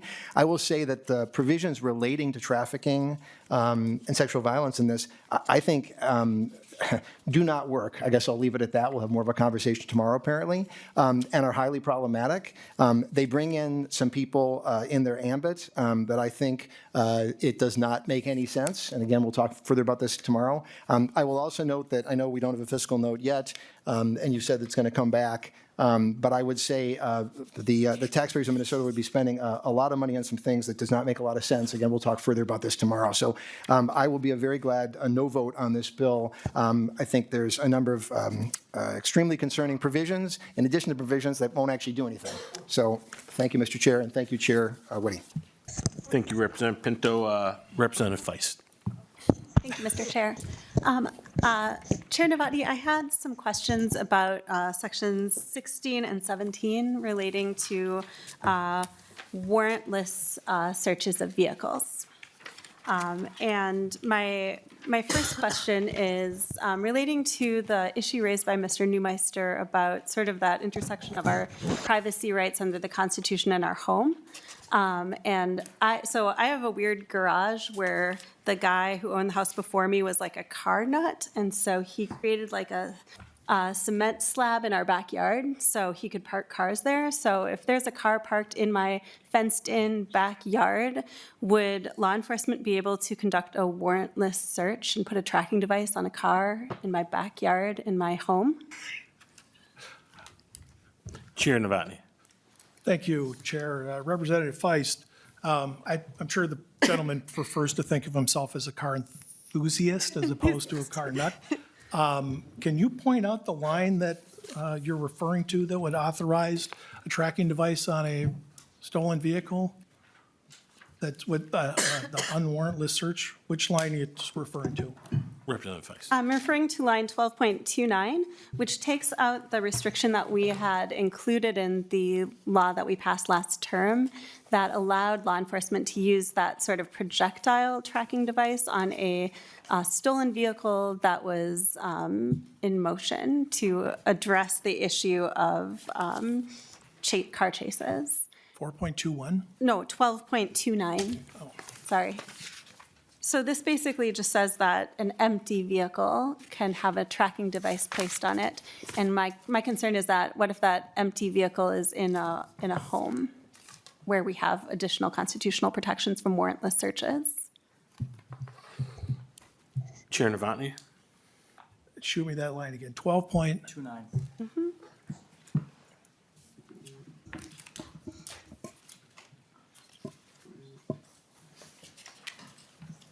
Chair Whitty and Representative Feist, if the vehicle is stolen and a device is placed on, I don't understand the premise of your question. Chair Representative Feist, sorry. Thank you. The objective, if I understand correctly, of Section 16 is to expand scenarios where we can conduct warrantless searches on stolen vehicles by placing these tracking devices. And the version that we passed last term were vehicles in which somebody was in those vehicles and had the possibility or were at that moment fleeing law enforcement. And so what we're doing at line 12.29 is eliminating the requirement that that vehicle be occupied. And so if there is a stolen vehicle in my home, my question is, why can't law enforcement get a warrant? And why should they be entitled to conduct a warrantless search potentially in my home, like on my home property? I think that could Chair only be Novotny. described as, thank you, I'm sorry, Chair. That could only be described as hyperbole. The situation that was described by Under Sheriff Martin is much more reflective of the situation that we want to be able to solve. That vehicle, the single officer finds that vehicle after a pursuit. They place that on that as they go and search for the suspects that fled, so someone doesn't get into it again. So I think if you need clarifications about the situations that we are referring to, and this would be useful, that is exactly the situation that I envisioned when we came up with the language in this bill. I didn't get a chance to respond to Representative Pinto, and I'd like to go back to the aid and abet questions that Representative Pinto was speaking of. I'd like to point out to Representative Pinto that you talk about the history of aid and abet and that this is longstanding tradition. We just spent 4 years and a lot of committee time and a lot of state money reversing longstanding traditions and the way things were done with aid and abet. We just changed the statutes on aid and abet on murder. Okay? We just changed that. And by that, I mean, we didn't change it, you changed it. That is the situation where, of course, that was aid and abet and that was changed. So are we trying to strengthen a law to make it so that people don't have to worry about a pipeline in their backyard being damaged by someone trying to be an eco-terrorist? Yes, we want to strengthen that. And do we want to make it apply and put language in this bill that specifically applies to that on aid and abet? Yes. Like I said, if you want to talk about aid and abet after what we just did in the last session on felony murder, that's exactly why we need these statutes and why it's important. Representative Feist. Thank you. Yeah, I guess if you don't mind, I will just, I believe that in the scenario that you're describing, Chair Novotny, that it would be very simple to get a warrant and that we created an exception based on new technology. And I think we should just be very careful about expanding exceptions to warrantless searches. I think the Fourth Amendment really matters and we should be very cautious. Chair Novotny. Thank you, Chair Whitty. Representative Feist, I am as much of a libertarian probably as you are, and I feel that the constitutional protections are absolute. If you think that we can drop a warrant in the middle of the night with one car and in situations that are beyond your control and think, I don't know what you're talking about. Having been involved in law enforcement at the end of my career when we were able to use computers and get computer-signed search warrants, you're still talking about something that's several hours to get a judge out of bed, get them to sign the warrant. We're talking about flowing, fast-moving situations where we don't have time and we don't have the manpower to take care of the situation. Mr. Cooley pointed out just how short Minneapolis is. This is a simple situation where you're trying to deal with a carload of, could be kids as young as 11, as described in these situations, that you're trying to capture, and you don't have time to set up a perimeter. The first person there wants to go after the fleeing suspects. They throw a puck in the car as they're going away. As Under Sheriff Martin testified, by the time they got back, the vehicle was gone. That's exactly the situation that we want to avoid. Another situation, I think Mr. Neumeister was talking about, they've got the automatic license plate reader. They come by, they hit on a stolen vehicle. Maybe they don't have the personnel right then to surround it and get it into custody. So they shoot a puck out at that point, and they can sit back and marshal their resources and get the people there so that we can get the people in custody and maybe cut down on some of these crimes. If I felt for a second there was a situation where this would be abused, I'd be the first one to stand up with you. And if it does get abused, I will pledge to fix it with you. But if you need to get to the point where you're going to say that we're going to start shooting pucks out in people's backyards, that's just beyond the argument. I don't even know how to respond to that. Anything further, Representative Feist? Thank you. Mr. Chair, my name was invoked. Can I? Yes, I got you on the Oh, list. thank you, sir. I do. Oh. Representative Greenman. Thank you. And do you want to turn to Representative Pinto because it's responding to something? I'm going to bring up a different area of. so Representative maybe- Pinto, go ahead. And thank you, Chair. And I actually won't engage in back and forth in terms of comments, but just a question again, Mr. Chair. Can you name a circumstance under which current aiding and abetting law would not apply and your provision here would? I can think of circumstances, and I don't think they'd be justifiable. I'm curious as to what circumstance you would identify.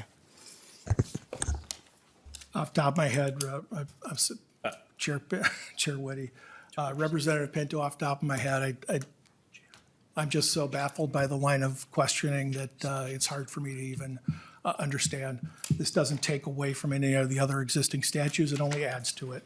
It doesn't take away from anything else. It only adds and clarifies statutes that we have. Okay, I'll leave it at that. Thank you. Thank you. Representative Greenman. Thank you, Chair Whitty. And I am looking at, I'm new to the committee, I'm looking at Section 8, and I am just wondering sort of the difference between B and C and raising the penalties piece.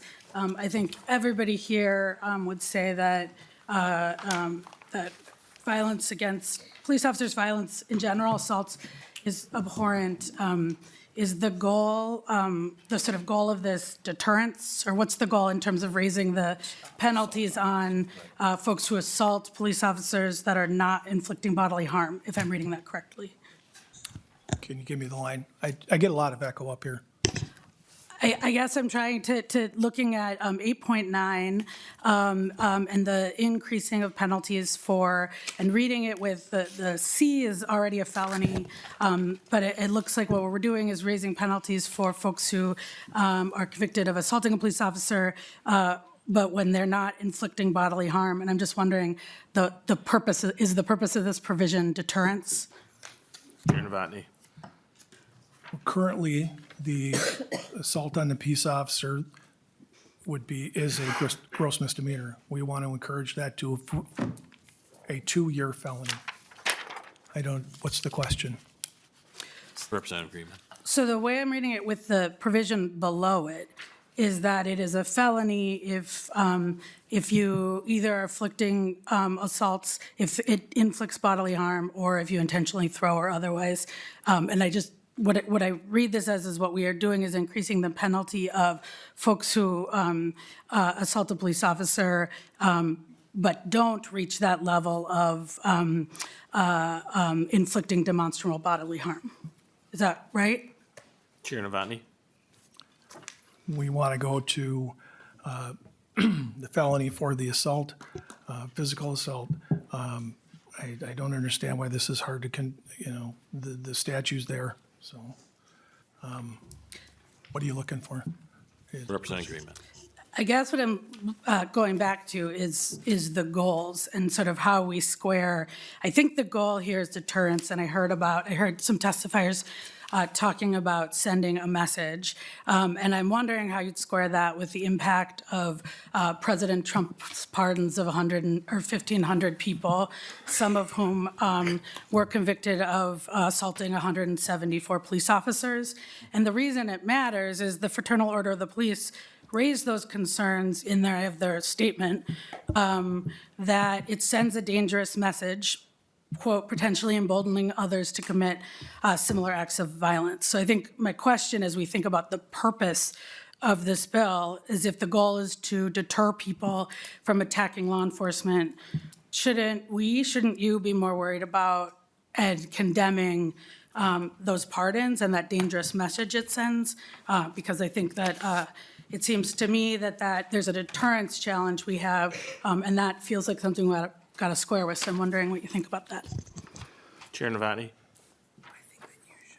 The numbers of assaults against police officers and public safety officers in the last 5 years is well documented. I'd like to point out to you that right now below us, outside of room G23, is a display from the survivors of domestic abuse in the state of Minnesota in the last year. I'm not survivors, the victims of domestic assault in the last year. There are the names of the 3 public safety officers that were killed in Burnsville that displayed. I encourage everyone to go down and look at that. There's not a day that goes by that myself, and I'm sure Representative Whitty and many other people in the room don't think of those individuals or Officer Mitchell. What I can control and what I can work on is the state of Minnesota. And what I would like to do is I'd like there to be less assaults on peace officers. And some good points were brought up about the need to maybe add public safety officers as a whole, including correctional and EMS, to the statute. So if I was to have anything that I would change in this bill, I would add an expansion from the definition of peace officer, and I would add public safety officers. Representative Greenman. Thank you, Mr. Chair. Thank you, Representative Novotny, and I agree with you, and I will go down. I actually didn't realize that I haven't been in the deep basement yet. But I guess I agree with you on needing to recognize and needing to make sure that our law deters these attacks, these assaults, and when folks have died. 174 officers were assaulted. 6 died. 1 was killed that day. So I guess what I'm asking is, as part of this conversation about deterring assaults on officers, will you condemn those pardons that released those folks who committed those crimes of the consequences, which we're talking about in these bills, is what the consequences are of those actions? Thank you. Representative Berg. Thank you, Mr. Chair. Actually, I'm glad you mentioned the display downstairs because it corresponds with a concern I have. In section 6, it says the report must include whether the victim, if any, supports the dismissal. And since this data would be publicly available, I'm concerned that this will put victims, especially victims of intimate partner violence, at risk of further harm or retaliation. Do you think this reporting requirement will keep those victims safe? Chair Novotny. Thank you, Chair Whitty. And Representative Berg, if you have a suggestion that you'd like to offer that would protect domestic abuse victims, I'd accept that language and be happy to work with you on that. Representative Berg. Thank you, Mr. Chair. I appreciate that. I don't think I'm the only person in this room who is a survivor of sexual assault or within our collective caucuses, much less outside of this building. And I will tell you that there are survivors that do everything that they can in order to not be found. And when we have careless legislation like this, it puts us at great risk. And I'm not trying to offend, but women walk through this world in a different way than you do. You don't have fear at night in a dark parking lot. You don't have to constantly be aware of the tone of a conversation, especially with intimate partner abuse, being hyper aware, hyper vigilant of any mood change, any change in verbiage, anything that's going to escalate into something that you're going to have to protect yourself from. That is the world some of us live in, some of us have survived. So when we are talking about sections like this, we have to be extremely careful that we are centering the voices of victims and survivors versus what we just think is going to be a good idea. So my suggestion is delete the section. Thank you. Thank you. Representative Ingen. Thank you, Mr. Chair, and thank you, Representative Novotny, for bringing this bill forward. There seems to be a lot of confusion regarding a lot of the sections of this bill, so I just figured I'd kind of lay it out here for you. It's pretty rich that we're talking about how we're going to be hearing a lot of this stuff later, and we haven't been given the proper amount of time to vet it after we received a 1,400-page bill at the end of session that we were required to vote on that we'd never even seen. All right, so let's start with Section 2 here. This says that if you have a stay for being a child predator, public info is still to be made available. Pretty straightforward there. Section 7, don't damage property that isn't yours. And if you do it and others support you in that endeavor, whether via monetary or any form of actual aid in you committing that crime, there's going to be repercussions for that. Section 8 deals in assaults of law enforcement officers, which we've heard there's a 60% increase of them. So we're trying to curtail that via this.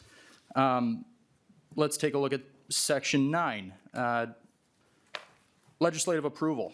In 2021, the Minnesota Sentencing Guidelines Commission went away from and deviated from the legislature's approval for increased penalties for possessing or distributing child pornography.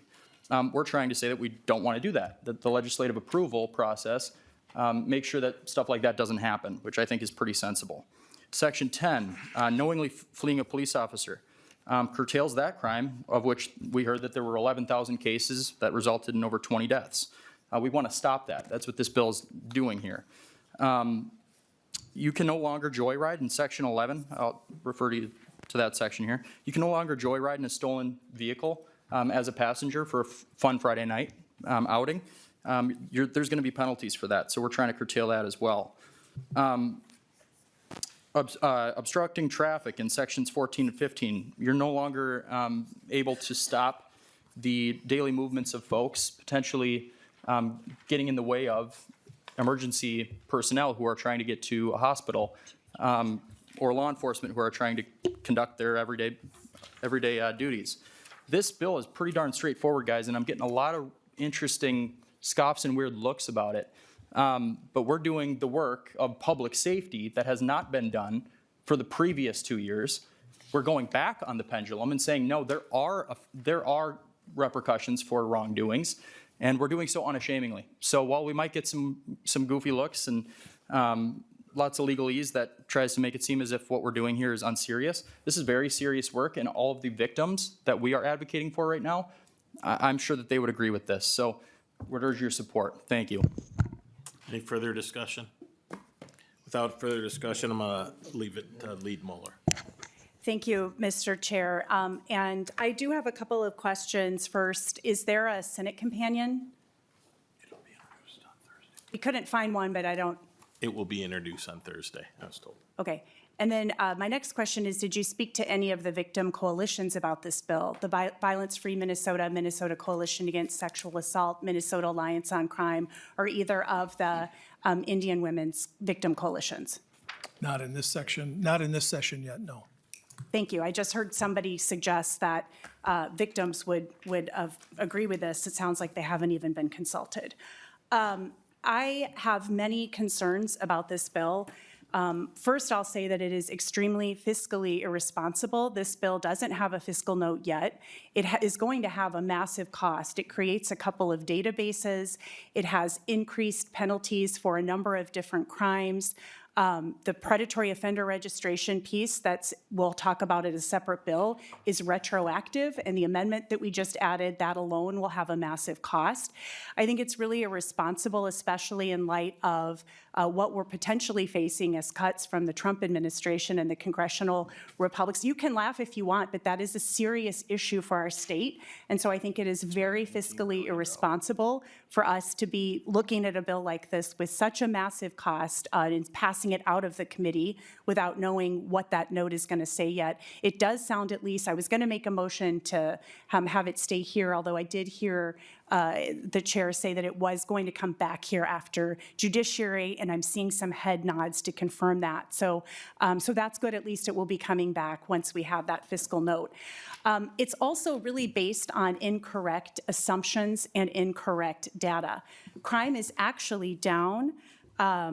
In the 7-county metro area, reported decreases of 4.8% in motor vehicle theft, 8.5% in homicide, 11.8% burglary, 14% robbery in 2023. After reporting 605 carjackings in 2021 and 470 in 2022, the Minneapolis Police Department reported 271 in 2023, a 55% decrease in the city over 2 years. And we heard Ramsey County Sheriff's Department also say that they've had a decrease. And I know the St. Paul Police Department has been doing excellent work on this as well. We heard from Mr. Cooley that what matters when we're talking about decreasing crime is making sure that it is the probability of punishment, the actually being able to solve crimes, not increasing penalties. That has been shown by studies not to be a deterrent on crime. I'll also just note that there's incorrect information from the Center for the American Experiment.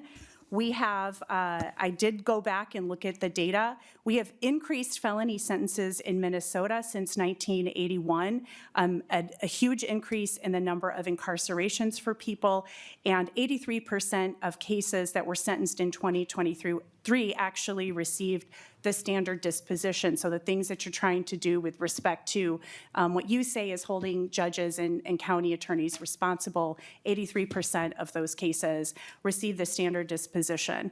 And I think all of those statistics are really important because we have been increasing penalties for years and for decades, and the increasing penalties isn't what has made Minnesota safer. We actually have to take a more comprehensive approach at public safety, which we have done over the last couple of years, and the numbers are showing that it is working. There are also a lot of assumptions made about the work that's done in the past. We actually did increase penalties for assaults on law enforcement. I think we can all agree that that's abhorrent and that's terrible. It is already a felony to commit assault that amounts to bodily harm. And people may not know, because it's in a statute, not in this bill, that bodily harm is defined as any physical pain or injury, illness, or any impairment of a physical condition. So a scratch to an officer is already a felony. That was the Eric Mattson bill. We supported that. He came and we applauded him in the gallery. I think our side was the only one that ended up voting for that bill. It was in a package. We also had the Domestic Violence and Firearms Task Force bill. I'm very much looking forward to the task force report, which will come in February, and that was really focused on the safety of law enforcement, and I know some law enforcement's leading that. I think some of them were maybe even testifiers today. With respect to the tracking, that was a bill I worked very closely with the Ramsey County Sheriff's Department on a few years. And we put protections in place.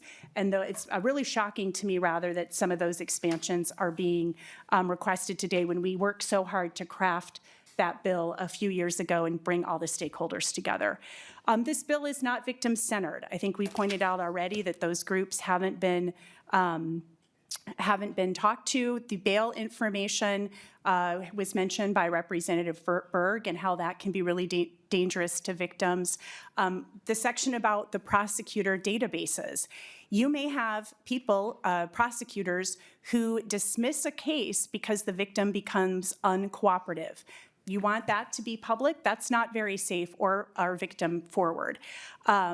There are other situations where those cases might get dismissed for good reason. You might have a defendant who ends up cooperating with law enforcement. You might have a 5-year-old child of sexual abuse who a judge has ruled incompetent to testify. You might have a judge who found that a search was not correct under the Fourth Amendment, that a confession was improper under the Fifth Amendment.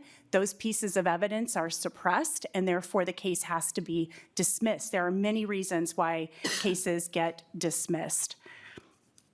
I am almost done. There are additional problems with the language of this bill. I have some concerns about the predatory offender registration. I'll save that for tomorrow. And then I'll just say it really ignores one of the main problems we're talking about when we're talking about increases in crime and what's happening to our law enforcement officers, and that is easy access to firearms. This bill doesn't address that. That is something that is a major concern, and I'm really disappointed that this bill doesn't try to address that issue. And with that, I'm going to recommend a no vote. Chair Novotny, any closing comments? Thank you, Chair Whitty. Lot to respond to there. Did not get a chance initially to respond to Representative Curran talking about that people are afraid. I would say if you think that the kids are fleeing in these stolen vehicles or cars that they're carjacked from because they're scared, you haven't seen them hanging outside their car as they whip donuts in the middle of an intersection. I don't think they're afraid. I would like them to be afraid. I would like them to have confidence that they're going to get caught and that the juvenile justice system will hold them accountable and that they receive some help to try to get them on their straight and narrow path. Representative Berg can't even respond to 6.5 of the longest years of my life were in investigations where I investigated numerous sexual assaults. These are cases that tear you up and stay with you and change your DNA. And I can't tell you how frustrating it is that you would question my dedication to victims overall, especially victims of criminal sexual conduct. And I say that because I'm looking right over my shoulder at my daughter who had to put up with me when I came home from some of these cases and how emotionally erect I would become working these cases. So you can throw all the allegations that you want at me. I will still continue to work for victims, especially criminal sexual assault victims. If there's something we need to do to protect them, I will do that. To call my bill irresponsible for the spending, what is responsible spending? What is the responsible amount to spend to try to prevent further victims? Mr. Cooley points out that we should just catch people and help them get better. We can't help them get better when they're not in custody. We can't help them when they're not getting some supervision. We look at system-wide of Hennepin County closing down juvenile facilities, Totem Town, places where they can get the help and maybe get straightened out. What's irresponsible? What's irresponsible is not getting to these kids to start with and giving them a chance to get back on the path before they get so far down that they can't get out. That's irresponsible. Nothing in my bill is anywhere near the outrage that I heard today. We're tweaking things at the request of law enforcement. There isn't a thing in this bill that I came up with by myself. It's years of cases, years of people coming to us saying, could you fix this? Could you fix that? Probably the most important thing we can do in this immediate future is this tracking. It's going on all the time. Placing of a tracking device on a fleeing vehicle is the most no-brainer for me. A fleeing vehicle is subject to forfeiture. You asked before, Representative Feist, about getting a warrant. You don't need a warrant to seize a vehicle that was involved in fleeing. It's either a stolen vehicle, which it would go back to the owner, or if the owner of the vehicle is the driver or knew of the person fleeing in the motor vehicle, that vehicle is subject to forfeiture. We don't need a warrant for that. And it's one of the safest things that could be done to place that vehicle, that puck on the vehicle when you get a chance, you get close enough on a corner or something. I'm told they're limited to 20 miles an hour and 20 feet. It's very limited situations that could be done. But I've gone to tell people that their loved one has been hurt or injured in a fleeing vehicle. I don't want to do that. I don't want to go, or not that I would have to do it anymore, but I never wanted to be the one who would have to go tell someone that their loved one was injured during the course of a pursuit because they were trying to catch someone. These are all things that make sense, that were brought to us by victims, by law enforcement, by advocates. They all make sense to me. I request a green vote. Would you like to renew your motion that House File 7 as amended be recommended to pass and be re-referred to the Judiciary Committee, Chair Novotny? Yes, I would. All those in favor say aye. Aye. All those opposed say nay. No. Motion prevails and House File 7 as amended is passed to Judiciary Committee. Our next committee meeting will be on Wednesday, February 12th, 3 p.m. There being no other business before the committee today, the meeting is adjourned.